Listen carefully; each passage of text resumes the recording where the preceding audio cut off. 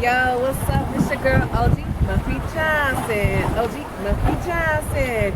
The Black and Red Notebook is available everywhere on all digital streaming platforms. The Evolution of Freedom is available October 2nd on all streaming platforms. Follow me on Instagram at OG_Muffy Johnson. And my Facebook is Salita Lee Johnson. Hey. Between jobs, between women?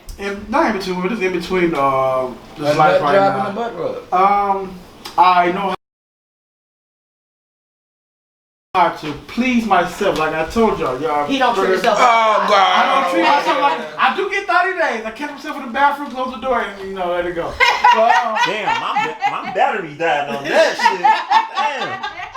But I self-finding, I get it. It's a lot of things people need to do to keep people. But before this, people was moving, couldn't sit still. I was always a homebody, so I always stayed still. So I self-finding. I just know that I found some patience because my son is in the house with me, 18-year-old special needs kid, adult. So he worked on my patience. But y'all talking about having sex? No, just get the candles, warm the baby oil up. I can't warm baby oil up and put it on my lady. Yes, you can.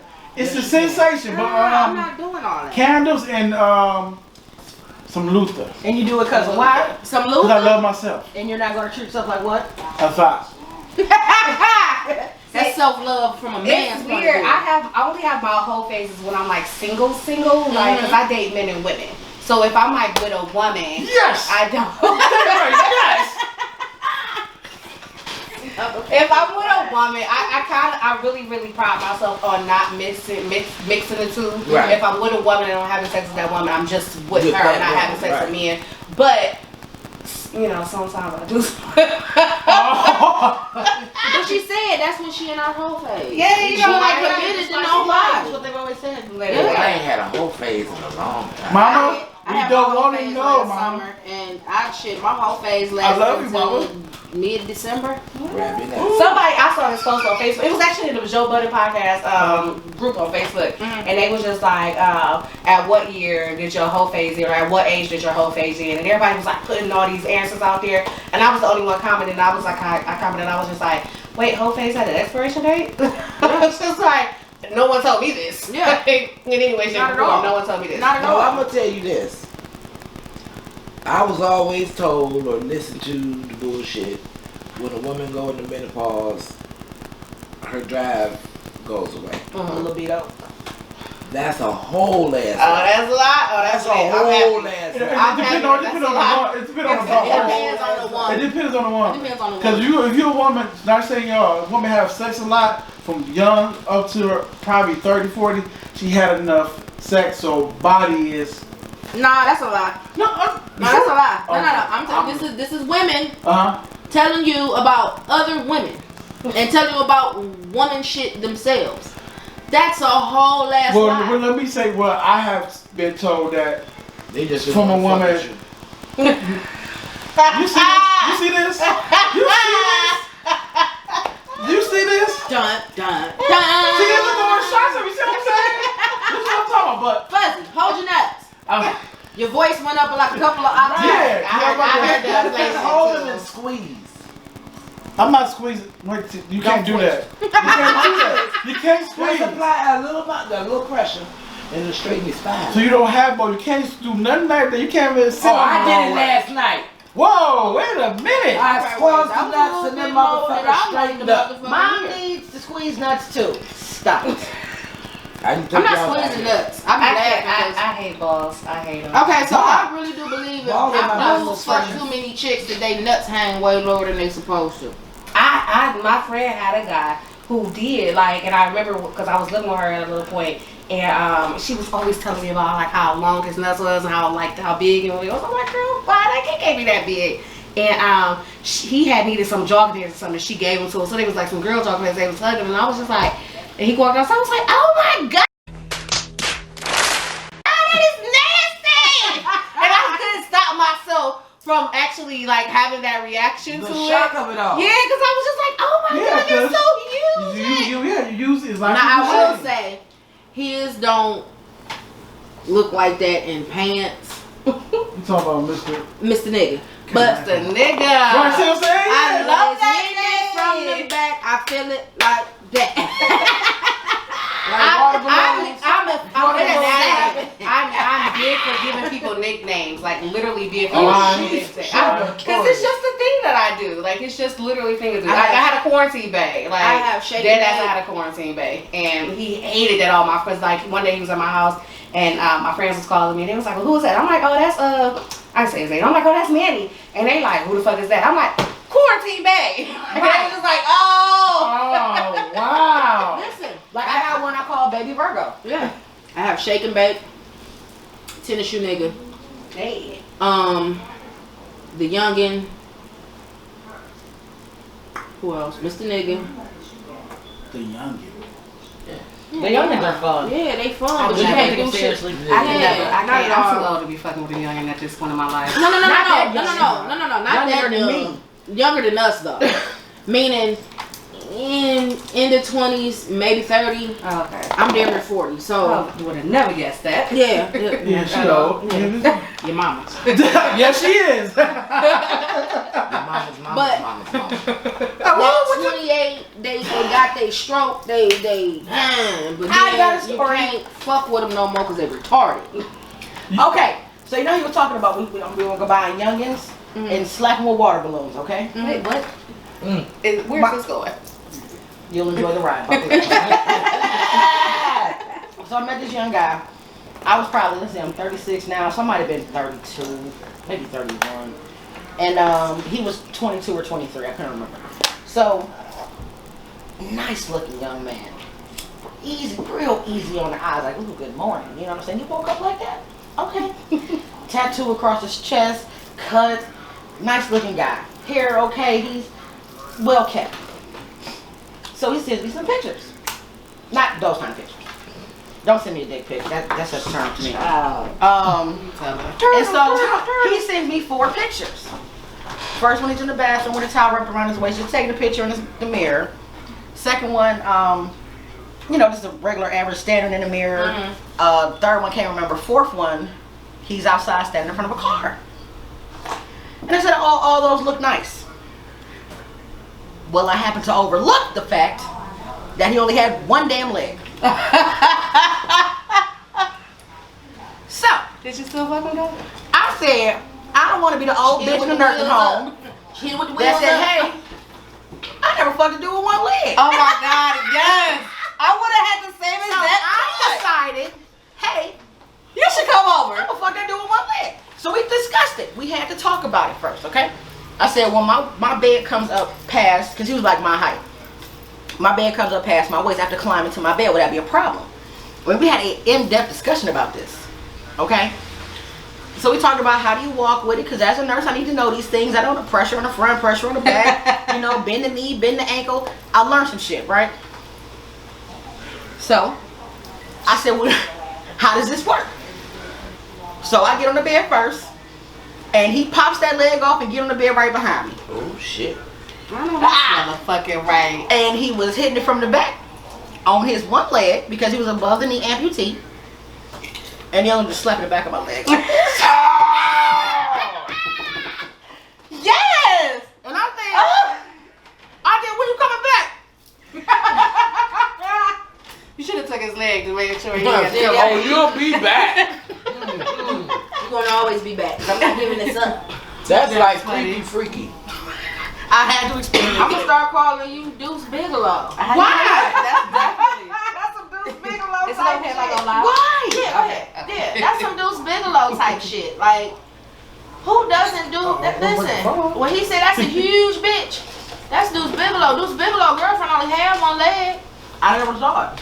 You know how Deuce Bigelow? I'm gonna need you to find Deuce Bigelow and watch It both was of on them. That's your homework assignment. That's my homework. Yes, watch Deuce Bigelow. You You'll gonna come back piss about your that's a pants. huge bitch. That's my favorite part. I gotta come up with some stories. Y'all just drowning me out with these stories. Listen, It's not our fault you're boring. Whoa. Mama, your Fuzzy mama. got stories. Your mama. Fuzzy Your got mama. stories. Gotta think about that, because I knocked old heads out, mama. Started this motherfucker, at 53 at 19. Y'all gonna argue about Yeah. No, I I know. I Okay, love so- you. You get whole ass jumped up. We in gonna this get shit. to No, the not gist like of that. why No, we're fuck really it. here, because we on the time limit tonight. We can Come get on.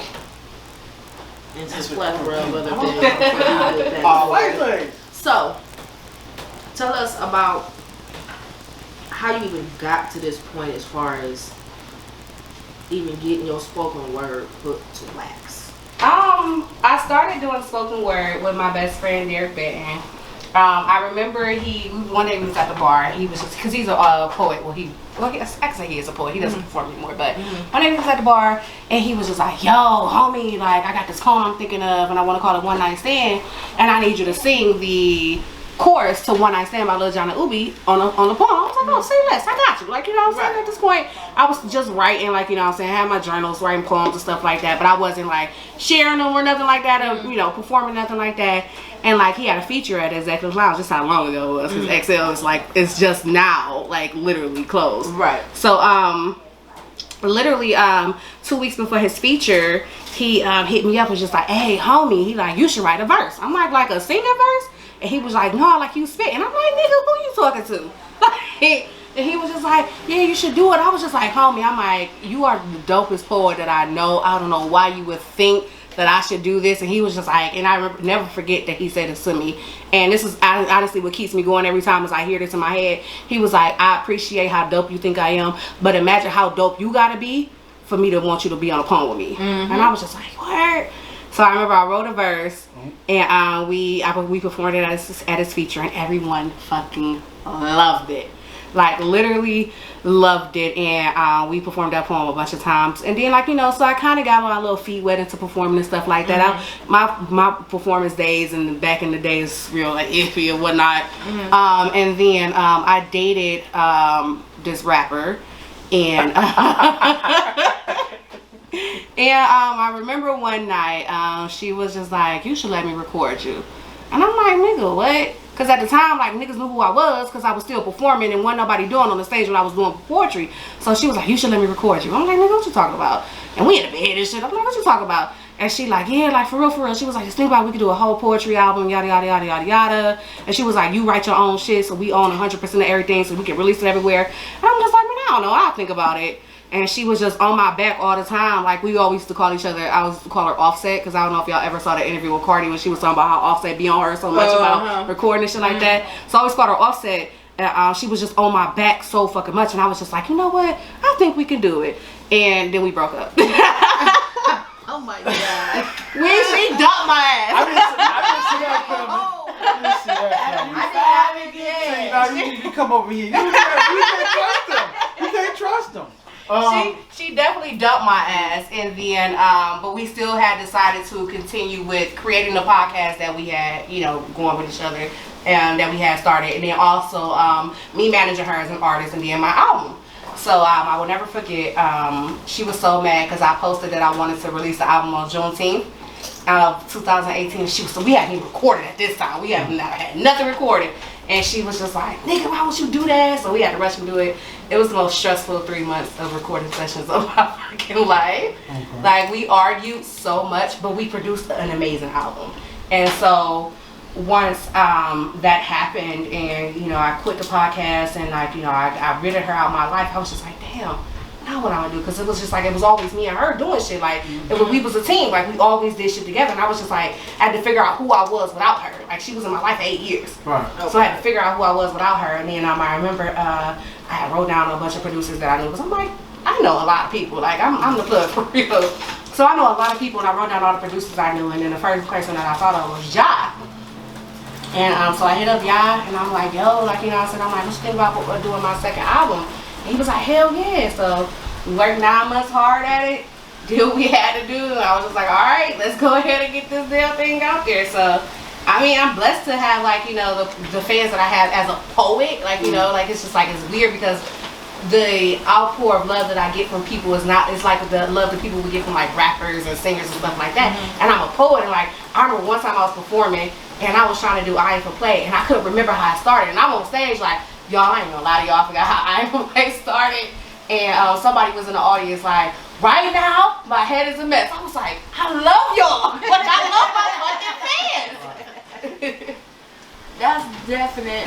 Like that's definite. Like that's nice. It's crazy. It's crazy. I tell it's one thing to be humble about a lot of shit, but I tell everybody all the time I'm never humble when it comes to my poetry. Because if you've never seen me perform live, I do something way different on stage. Like I take poetry to a whole nother level when I'm on stage. Like it's nuts when you see me perform. It's hella nuts. I see what you just said. You got that wild. Right. So who do you sign with if you can tell us who you sign with? Who I sign with? Yeah, who you sign with? You on a label? Are you on a label? No, I'm independent right now. Everything independent. come out of my pocket. Literally, I pay for everything myself. All the stuff that I get, like, is basically just because of the connections that I have. Like, I got a sample clear by Dina Howard to use Nasty Grind.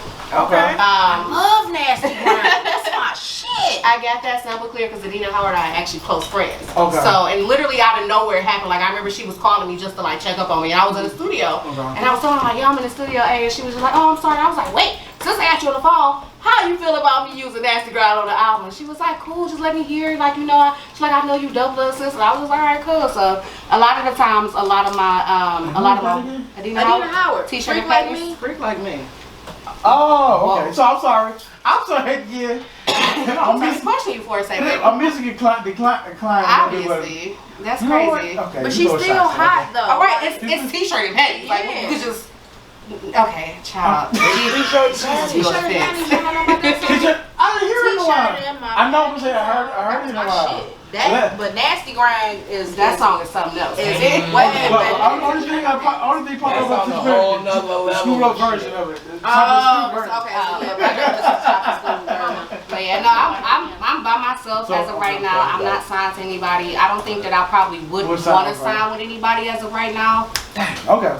But you know, I mean, because I mean, it's poetry. Like I feel like I still got a lot of changing to do in the poetry world to be even like, you know what I'm saying, consider myself signable at this point. Like, you know, I'm still like, you know, changing the face of poetry as it is, even though I'm on my second album. Like I'm still changing the face of poetry. So I feel like, you know what I'm saying, I got to put in a little bit more work to even like be at the point where I feel like I would feel comfortable with a label sign. Well, but also I would say on your own stuff is better than anything. That's fair. Yeah, That's definitely. Definitely. I have one question. Go ahead. You already answered it. Oh. I just lost my train of thought. God, told her I had some questions with this. Want me to slap you in your head? But then Still also when you think about a label too, like, you know what I'm saying, like a lot of the things that labels are supposed to do is connect you and put you in a room with the right people. I already do that for myself. I'm about to say. You know what I'm saying? Like everybody know me. There's a whole bunch of people that'll tell you like, oh yeah, Muff cool. Like, oh, I know OG. Like I'm already connected in that way. So it's just like, what can a label company do for me besides the money part of it? Excuse me. I'm just sorry. But the way you see the way you, because I was gonna say you sound industry a little bit, but you're not. I can see that, but you know what you how to walk around it. Okay.